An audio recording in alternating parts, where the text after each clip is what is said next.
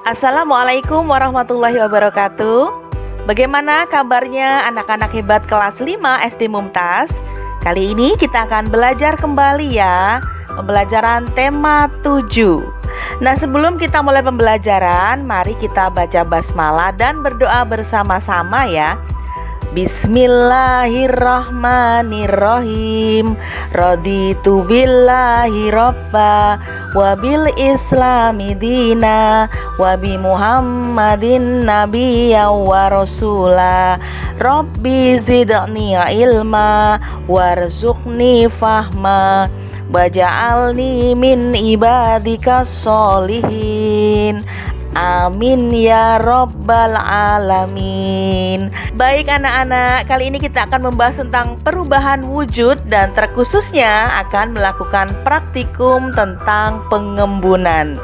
Ini masih pembahasan tema 7 subtema 3 pembelajaran 5. Nah, untuk tujuan pembelajaran pada hari ini adalah yang pertama, siswa dapat menganalisis pengaruh kalor terhadap perubahan suhu dan wujud benda dalam kehidupan sehari-hari. Yang kedua, siswa dapat melakukan praktikum perubahan wujud benda. Dan yang ketiga adalah siswa dapat melaporkan hasil percobaan atau praktikum kalor pada benda. Nah anak-anak, apakah kalian masih ingat tentang pembelajaran kalor beberapa waktu yang lalu? Ternyata pelepasan atau penyerapan kalor itu bisa menyebabkan perubahan wujud benda. Nah, kita mengingat kembali ya bahwa ada beberapa perubahan wujud benda yang terjadi akibat pelepasan atau penyerapan kalor. Di antaranya, cair menjadi padat disebut dengan membeku, padat menjadi cair disebut dengan melebur, atau ada yang juga menyebutkan meleleh. Kemudian padat menjadi gas disebut menyublim. Gas menjadi padat disebut mengkristal. Cair menjadi gas ini disebut menguap. Dan gas menjadi cair disebut mengembun. Ya, jadi ada berapa nak? Ada 6, betul. Membeku, melebur, mengkristal, menyublim, menguap, dan mengembun. Nah anak-anak, kali ini kita akan fokus tentang pengembunan. Mengembun itu apa?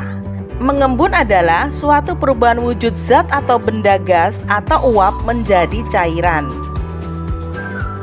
Mengembun seringkali disebut dengan kondensasi. Mengembun ini bisa terjadi karena beberapa faktor seperti uap yang didinginkan dengan sengaja menjadi cair, uap atau gas yang ditingkatkan tekanannya menjadi suatu cairan, serta adanya kombinasi dari kompresi dengan pendingin.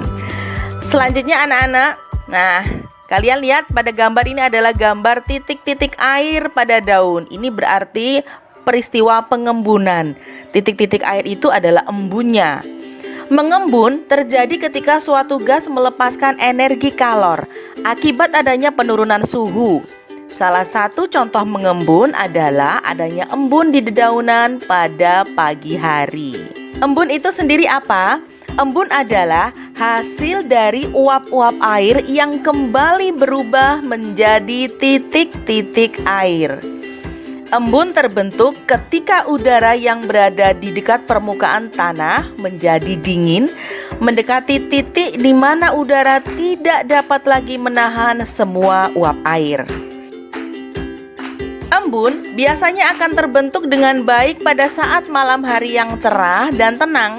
Karena jika ada angin yang bertiup, maka tidak akan ada cukup waktu bagi uap air untuk bersentuhan dengan permukaan objek yang dingin, sehingga uap air tidak akan dapat mengembun.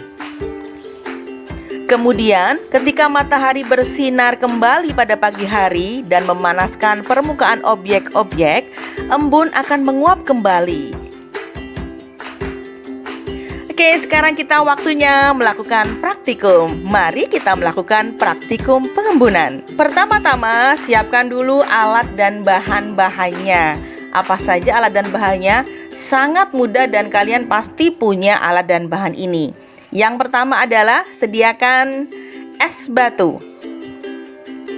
Kemudian gelas kaca berisi air. Airnya setengah dari gelas saja ya. Nah, mari kita perhatikan percobaan yang dilakukan oleh teman kalian. Mereka sudah melakukan praktek pengembunan. Mari kita lihat bersama-sama ya percobaan yang dilakukan oleh teman kalian ini. Assalamualaikum warahmatullahi wabarakatuh. Nama saya Satria Dinata Murhaki dan sebelah saya Muhammad Kaizan dari Santosa kelas 5A, nomor absen 19. Hari ini kita akan melakukan percobaan pengembunan. Dan ini bahan-bahannya: es batu, gelas kaca berisi air. Masukkan es batu ke dalam gelas sepenuhnya.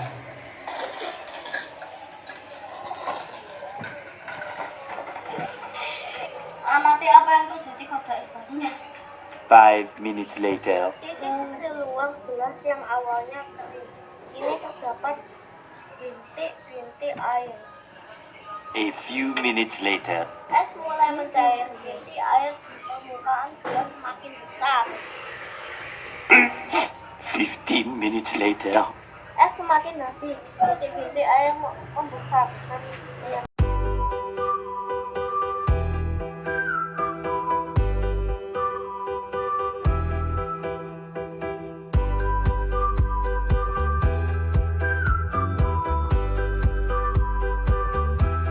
Nah, setelah kalian lihat percobaan yang dilakukan oleh teman kalian tadi tentang pengembunan, silakan sekarang giliran kalian melakukan percobaan yang serupa ya di rumah bersama dengan orang tua atau keluarga kalian.